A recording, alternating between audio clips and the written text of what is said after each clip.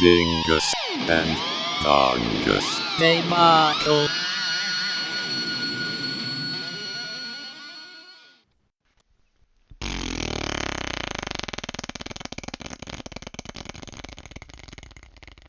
Episode 53. Hello, dingleheads and dongleheads. Dingles and dongles are our buddies. Yep, that's our fan base, the Dingle Dongles. The dingle dongles. Yep, they have a patch. The Dingle Dongle Army. Is it just two loose dingleberries just hanging in the wind? It's actually not even a patch, now that I think about it. It is something you attach to a belt on the back of your pants. So you have some fuzzy dingleberries. It's like those fox or horse tails that people Yes. have fun with. Yes. But Dingleberries. We read Warhammer 40k, Sisters of Battle. yes, we did. I almost said Sisters of Mercy. Not intentionally, but it took me a second to rewire my brain. Right, 'cause you're getting back from work mode. Yes. Marvel, I think I already said that. Crap. Who wrote Gronbekk? Yeah, it's like a European name. I don't know. I which presume it's a male dwarf. Yeah. It's a Middle Earth name. Yes. Torin Gronbekk. I think that's what it is. I don't have anything written down. Son of Borin Gronbekk. long history of groaning in that family. Yes. So the surname just morphed into what it is. Gronbekk. So they just have really bad backs. They've outgrown them almost, so they're hunched. Is that That's not a dwarf at all. I don't know where we're going with this. Nope. I fucking loved the book. It's fun. This is Warhammer 40k book 2 that we've read. Mm-hmm. I like this one more than Marnius whatever. Calgar. Yeah. I think overall I did enjoy this story a little more because it strayed a little further from origin story. Yeah, I was about to say, yeah. there was a nuance within the story too. Mm-hmm. I assume, I don't know, it took me about 3 issues to tie it together, but the chaos corruption is Slaanesh? Yes, that's My guess. assumption, yeah. Yeah. I was, for a second, I thought it was Zinch because it was blue and there was like a birdish looking thingy. Right, yeah. But then they started talking about pleasure. And joy. Yeah. Yeah. It was like, yeah, it sounds about like Slaanesh. Slaaneshi. Yes. But that's well, we started at the end of the book almost. Like, You're welcome. Not really. I don't know. I mean, it's not. They never define it. Yeah, and it's littered throughout. Mm-hmm. But ultimately, Inquisitor dude sends an acolyte to this mining colony Right. to do some secret Inquisitor bullshit. So, quick side note: why do Inquisitors wear pilgrim hats? Because they all live or originated from Boston, Massachusetts. Oh yeah. Yes. You think they all have Boston accents? There's a direct lineage in the year 40,000 going back to Boston's Plymouth Rock. It's like so they got the Mars Technomancers, right? And then Yep, the Boston Inquisitors. that's exactly what it is. And it's on paper, so we can make up whatever accent we want. I wish I could remember a line that the Inquisitor said. Right. What? It's not even Boston. All I can think of is, hey, I'm walking here. Hey, I'm walking here. This is Boston at all. Park the car. Oh, yeah. Park the car in the car park. Did you go to Harvard? That's all we've got. Yep. And there was a great molasses incident. Yes, yes. I think we talked about it before, and it's about on cadence whenever that comes up. But this dude sent other dude down there, and then now the Sisters of Mercy. God damn it! I almost said it. What are they called? Battle. Yeah. A small regiment goes to extract because there's an uprising happening in this, for all intents and purposes, fuel colony. Mm-hmm. It's barren and useless planet except for it has rich minerals that they can refine into fuel to fuel the fucking army, the armadas and whatever. Right, like literally the surface of the planet is barren. Yeah. And everything is just underground. Yeah. So on that note, one thing that kind of sort of irked me was how similar it did seem to the first story. As far as the individual originating from the same place that they're going back to? Yeah. Yeah. Yeah. Yeah. And everything's underground, and then there's a cult. Underground. Yeah. Yeah. And it's like, okay. So it almost felt like Marnia's was like a blueprint, and this is the actual thing they were trying to shoot for. Right. And there in both instances there was a warp rift, right, where chaos came through. Right. So that's and demons. Yeah. Yeah. and I guess the first one we had corn on a cob. We had Korn, the blood god, and now we got Slanesh. So I'm really hoping the series, like, people are enjoying these books, so we finally get fucking Nurgle. Right. Grandpa Nurgle. Well, so this book was also, both of these 40K books are great. Read them both. Phenomenal. They're both from the perspective of the Empire of Man. Right. When comes different perspective? Ah. Even within, my understanding, most, outside of playing the game, most perspectives come from the Imperium in some fashion, in one of their little camps. Mm-hmm. So hopefully when Nurgle comes, or the Necrons or whatever, I don't know how you do with the Necrons. I don't think they could be the perspective. But anyway, like, why not have Granddaddy Nurgle perspective? Yeah, I mean, I guess you need iconic figures that aren't like the head honchos, right? Right. But I mean, if you want to take a chaos perspective, you have the, Horus. Yeah. Right. That's true. Yeah, and he's a prominent ex-space marine that defected. Yep. And I personally, I would welcome a Horus story. Yeah, let's not have to read 9 books or whatever, 9 novels, and just get comic books. Yeah. Do it quick and short. Exactly. One thing that going back to Sisters of Battle, I really liked that I forget what their title was, but the leader lady of this squadron. Oh, yeah. Cassie, whatever. The title? Yeah. It's... Doesn't matter. Yeah. Leader lady of the squadron actually on ground. Mm-hmm. Her armor had a skull where her boobies are. Yeah. Like, it was just 2 skulls where boobies are. And I really appreciated that. But the thing is, they don't go for the whole, like, ooh, sexy lady thing, right? No. It's actual armor. Yeah. Like, legit. Power armor. Yeah. Like, they're covered up. Yeah. Nothing's getting through there. I don't know why there's skulls on boobies, but I think... You gotta have a little sexy in it. That's awesome. Yeah. To that point, though, I like each issue had, we'll call an info page of various whatevers. Mostly focused around the sisters, and so you get a better understanding of their backstory. Mm-hmm. It was an info dump. The other one had an info dump.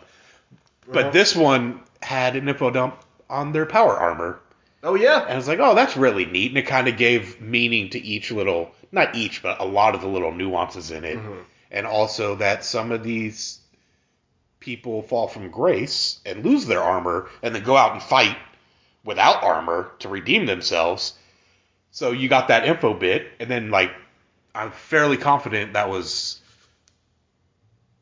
I'm not fairly confident. It was either book 2 or 3 where you had that info, but then at the last book, you actually saw these armorless warriors fighting. Right. I was like, oh, payoff. Exactly, yeah. I was like, oh, that's cool. And actually, that was probably one of my favorite moments, like, in the book. Because you get this backstory about, like, this prior mission that kind of went sideways, right? I mean, like, the sisters survived, but the leader at the time, she was disgraced. Yep. And she shows up at the end of the book, no armor at all, just a big old chainsaw. Yep.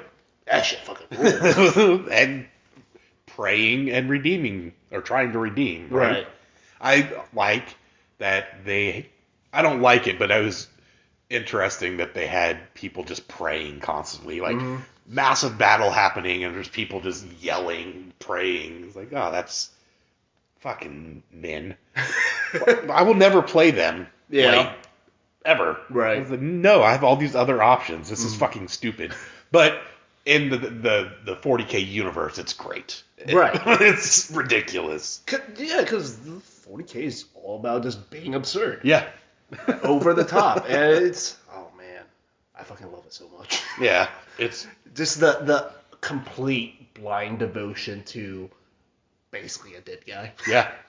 Pretty much. A dead guy that they just sat in a golden, like, throne. He's a vegetable. Yep. Well, I guess one thing I don't understand, I'm kind of like, I go back and forth on it. It's like, is he really a vegetable? Is he actually fighting a psychic war against, like, the warp? Could be. I doubt it. Yeah. Me being me, it's just, as you said, some jackass that they put on this golden throne and put plugs in. Right. It's like, oh, still alive. God Emperor. He told me to do this, Yeah. so you better do it. Yeah, exactly. So, but who really knows? Right. Not Games Workshop. No. And I don't think they really care. It doesn't even fucking matter. Nope. It's the imagery. It's the idea. Yeah. One thing that I really enjoyed in this book, and it's ridiculous, was the woman who we assume is the main villain of the story, I guess you could say, that was hiding down in the deep layers underground. Purple Lady. Purple Lady. She basically had some guy beg for forgiveness for fucking up a task, and essentially turned him into a chair. Yep. And then later on in the story, there's a panel where there's several people, like, on all fours in chair form, holding up a table. Yep. And I was like, fuck. That's so... That, to me, is very Slaneshi. Right. Yeah, it's very decadent. Yeah. I just thought that was a neat little... Because it's essentially a buffet table of food, right? Yeah. Like, excess. Down in the pits where there isn't excess, and people are holding it up by being on all fours. Right. It's ridiculous. Because everywhere else, like, they struggle for water and, like, And that's how the food problem started. Yeah. There's no fucking water. Yep. Until they found water, which was tainted by Slanesh. A relic. It was like, oh, we found water, yay! And then, it's like, oh, tainted water. The idiots, I forget who it was, decided to resolve the issue of the corruption from this relic by just chucking it in water underground. Like, granted, they did build like a little temple thing, but it was like, what the fuck are you... That's not the move. Right. With all of technology and what you can do in space, you can chuck it in a pool of water. Right? Idiots. It's like... Surely there's another thing you could do. I mean, I figured at that point... Because the reason it was in the pool is because it was a prior civilization or prior colony, right? I can't recall. I think it was. Yeah. But at that time, they already had space travel. That's my understanding. Right. So there's a sun in the solar system.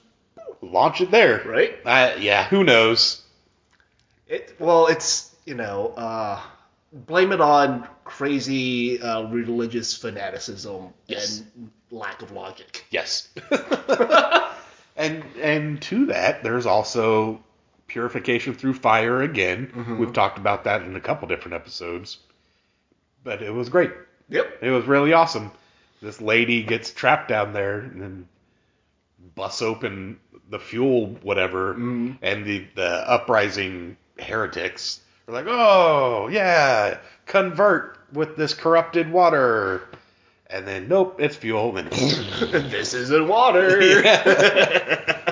I wanted to, on the drive home, I wanted to open this episode with, we read Warhammer 40k, Sisters of Battle, there's something in the water.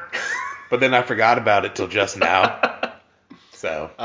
Edits. I'm not going to do that. Because it's not that funny now that I've said it. Especially that I've explained it. I was like, oh, there's something in the water. There's just a saying that dumb people say. It's like, oh, man, everyone's sick. Oh, there must be something in the water. I was like, oh, man, all these people are really tall at this high school. There must be something in the water. So, Warhammer 40k, Sisters of Battle, there's something in the water. That makes it sound like, nope, not gonna go there. Nah, whatever. So there's one thing I noticed very early on in the book. It was on the ship. They were talking about servitors. And I don't know if I just forgot or I just didn't know, but there was a little baby. Right? Cherub or whatever, yeah. So do they literally just harvest babies? I don't know. I am very curious how that baby became a cyborg angel thing. Through his holy goodness. Yep. I don't know. It was a God Emperor's gift to this baby. He birthed it. That's his use. That's why they keep him alive and plugged in. So he can shit out little techno babies. I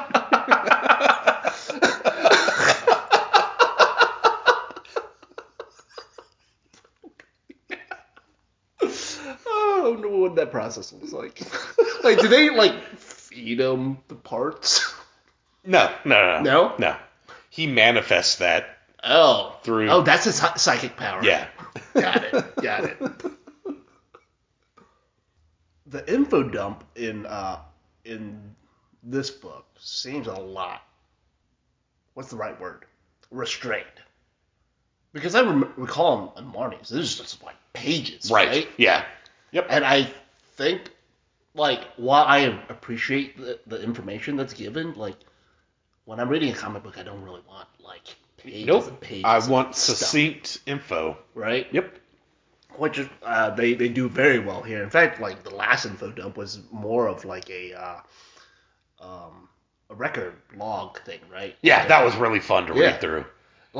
Seeing the spike in production is but a lack of exports. Yep. It's what's going on here? What's going on? Everybody's working super hard. Why aren't we getting more fuel? Yeah. Well, they were getting more fuel. They were filling up the tanks, and there was little notes. And one of the things when there's a jump in production, one of the hand-scrawled notes was first signal of corruption in workforce. And then you see production going up and up and up. And then eventually management of the refineries was like, we deserve better, or some stupid shit.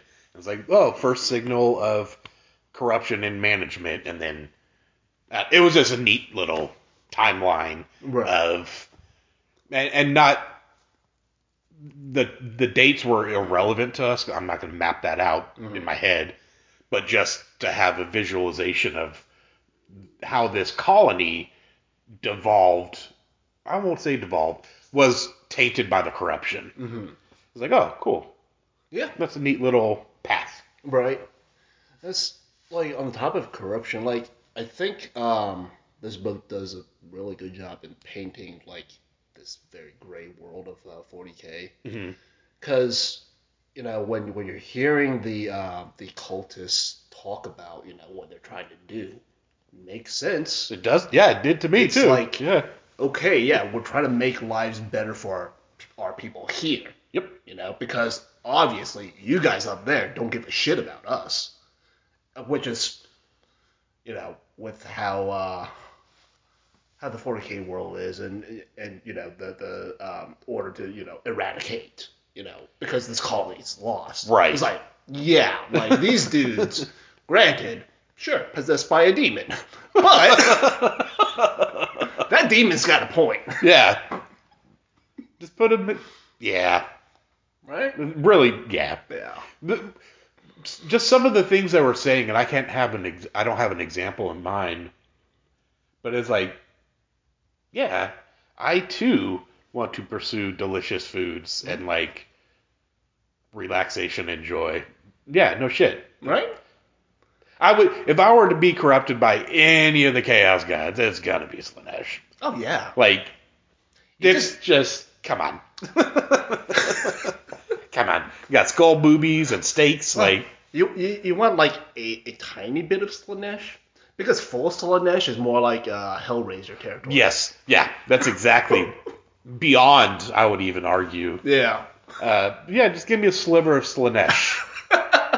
It's like an order you will have at a steakhouse. Like, I'm gonna have a sample of the Slanesh. Yeah. Let me give it a taste. It'd be great, yeah. And then just in moderation, right? Mm-hmm.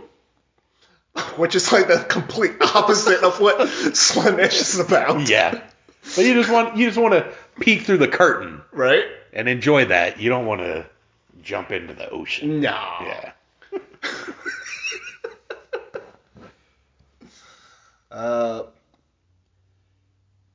There was other stuff, but I don't remember. Yeah. Oh, in the info dumps, there was like the quote of the day thing at the bottom. And I noticed this. Yeah, one of them said something along the lines of an idle life is a fuck. Basically, you're a heretic if you lead an idle life. So it's like, oh, yeah. So lazy people are just heretics. I don't know if there are lazy people in the 40K universe. Well, I mean, compared to our world, there probably aren't. Yeah, no. I mean, they're probably lazy by their standard. Yeah, there's just no option for laziness unless you're the God Emperor. Mm-hmm. and that's like, you know, you hear about all these working conditions and, you know, the hours that they put in child labor and all that shit. You learn about all that shit early on, and then you hear the cultists talking about, you know, this new way of life, the way they want to do things. It's like, yeah, you should do that. Right? But then, of course, they also do a lot of, like, public executions, which, like, well, I don't know. Really, like, maybe you shouldn't do that, but in this, it's not so bad. Right. I mean, it's like a French Revolution. Yeah. Situation, right? Yeah. It's like, you probably shouldn't do that, but, you know, we got to make progress somehow. Yeah. This is the only way to bust through that barrier. All right, go for it. I'm going to be over here, but y'all go for it. One more thing. Okay, so Slanesh Relic is in the pool, right? Yes. Wasn't there a plot point where, like, one of the dudes is like, I know where the relic is, and I'm not going to tell you, and shit like that, right? Like, the acolyte. Yeah. Yeah.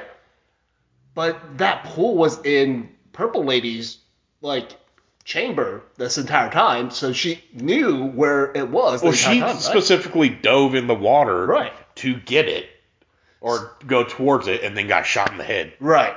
So why didn't that happen earlier? She knows where it is. Yeah, fuck if I know. I don't know why she was waiting. I think she was waiting for the forces to come so she could unleash the demons, but that doesn't make... Like, you could have just had the demons not funneled through a door, already out. Yeah. So I don't know. I don't know why they were. Well, shit. Like, just have the demons roaming around up top on the surface, because nobody's there anyways. Yeah. I don't know why. I don't know. It's okay. It's fine. Yeah. Like, because obviously logic doesn't really mesh with the 40K universe. Nope. 100%. They have stained glass windows on battle tanks. Right? So, like, just driving it would shatter that. So. Yep. and the massive, like, cathedral spaceships. Yes. What? Like, I get there's no, friction in space, or minimal friction, but, like, do you need spires? Fuck it, why not? Shit. Now that I ask the question, it's like, yes, I do need spires. Build me a medieval castle, and I will just float that around in space. Right? Sounds like a pretty sweet life. Yeah. Okay, so we listened to Psychroptic. Now, band's called Mephistopheles, in reverence of Forever. Is that? Shit. In reverence of shit. It's their latest EP. Yeah, it's their latest EP, released 2021 on Willowtip. And I mentioned Psychroptic because it sounds a lot like the first two albums. It took me about 3 songs of listening, like the first time. About somewhere, I can't remember where, in song 3, it's like, man, this sounds less good than good Psychroptic, but better than bad Psychroptic. And then I went and looked it up. It's like, oh, it's fucking Matt Chalk. Yep. Like, I should have known. Right? I should have fucking known. It's like, through this EP, I learned what I liked about Psychroptic was Matt Chalk. Yeah. And that's it. That's a big selling point, Yep. and a big reason why I like it, too. We're not talking about Psychroptic. Never mind. Go ahead. It's just like, he's got, and I think we've talked about this in the past, like, just crazy range. Yes. For a death metal vocalist. Yes. Like, the sounds that he's able to produce is fucking insane. It's like, those little toddler toys that are... Oh, yeah, the farm animal? Yeah, it's a farm animal, and you just wind it, and then, like, pull a string or something, and it spins, and then it stops, and this is the sound a cow makes. A cow says moo. This is a cow and chicken. It's a TV show. So, like, that's just... Matt Chalk is one of those. Right. He's one of the toddler toys for death metal vocals. And not just death metal vocals. You could do, like, shrieky black metal shit, too. Yeah. But, yeah, dude's got range, and I don't know, like, the riff themselves don't necessarily sound like early Psychroptic, but it's... Maybe it's something about the songwriting itself, like how the songs are structured. Mm-hmm. Yep. It feels very, like, early Psychroptic. Yep. Well, I don't know what it is called technically, but the starty-stoppies, where it's like, starty-stoppy, starty-stoppy, Right. starty-stoppy. A lot of those. But not like breakdown stops. Yeah, no. Yeah. And it's just angular. I know I've said that before. Mm-hmm. That's a better term than starty-stoppy. But you starty-stoppy, then change angle. Right. That. But Psychroptic made it more groove, I guess. Whereas this one was very starty-stoppy on a couple songs. Right. It didn't have as much as the groove. Mm-hmm. It definitely feels like they're pushing more on the techie side of things. Yep. As opposed to, just punch you in the face death metal. Yep. That early Psychroptic was like. Mm-hmm. But overall, like, I really like this EP. I like the cover. It's a weird cover for... I was going to bring that up also, so Yeah. I'm glad you did. It's a very weird cover for a death metal album. Period. Yeah. Yeah. It actually reminds me of, like, 90s, like, I forget which King Crimson album, but there was a 90s Crimson album that had a very similar feel is like business people and I don't know. But it was business person. Was it a transition from like nature, old timey stuff to desolate tech future? Yeah. But it was done kind of poorly. Yeah. Yeah. But the intro was neat and musically because it kind of gave it that sci-fi-ish feel that the right half of that album art depicted. It's like, oh, we're on... I don't know why there was a left part of the album art.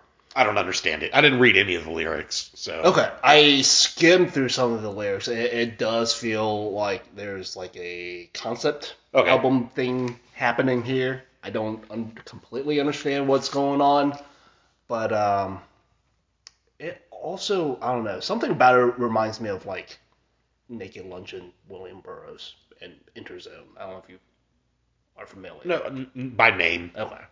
It's just weird sci-fi shit. Got it. But yeah, and I guess that goes back to another thing I like about Matt Chalk is I think he is a very good storyteller. I don't know any of his stories. Yeah, and he's a good storyteller in a musician, like lyricist type of way, where he builds like pretty compelling worlds and like mind farts. Well, I mean, I've not read any early Psychroptic lyrics ever. Yeah. Ever. And it's what I know, as far as words are concerned, is the Isle of Disenchantment and Scepter of the Ancients. That's it. Yeah. I don't know. I don't have any frame of reference for those outside of riffs and awesome vocals. Yeah. So, tell me more about his songwriting or his lyricism. Well, I mean, the biggest, one of my favorite examples was off of Scepter of the Ancients. I think it's the Valley of Dragon's Breath or whatever. It is literally about like a dude going to a dragon's nest to steal egg to save his child. Holy shit. Yeah. Wait, why does he need the egg to save a child? I guess this is some sort of medicinal thing. Oh. Yeah. So it's not just like, I need bacon and eggs, daddy. Or I'm gonna die. And this guy's like, fuck, I don't want my kid to die. And he's just an idiot. I gotta get the best egg. Yeah, I gotta get the best egg ever. Does he get it? Or does he get burned? He gets burned. With the egg? Yep. So then there's a hard-boiled egg? Yeah, the dragon's with his own egg. But the cool part is you know, how they use the music to kind of emphasize what's going on in the story. Because when he's running away from the dragon chasing him, quick double bass. Oh, okay. And cool. then when he drops dead, boom. Awesome. That's you know, you get a couple hits on, I forgot whatever it is. And yeah, and the music really emphasizes whatever the fuck's going on. So did that transition into this EP? That I haven't had enough time to look over the lyrics to really know. Gotcha. But that's definitely something that impressed me early on when I was listening to Psychroptic. And I guess, I don't know, this is fucking, Matt Chalk's fucking amazing. Yeah. I'd be curious, well, how would he do in a more straightforward type of death metal, I wonder? He has, like, a lot of different projects. I should check them out. One of those is going on a list. Yep. And we'll get to it eventually.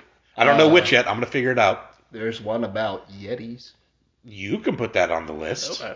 And then I'll put something else on the list. We're just going to chalk it up to great vocals. Yes. Yes. In the series, we're done with that joke.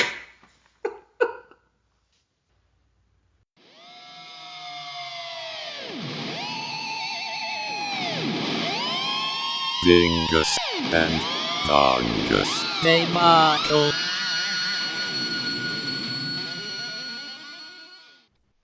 I'm going to unbutton my shirt. Ooh, it's sexy time.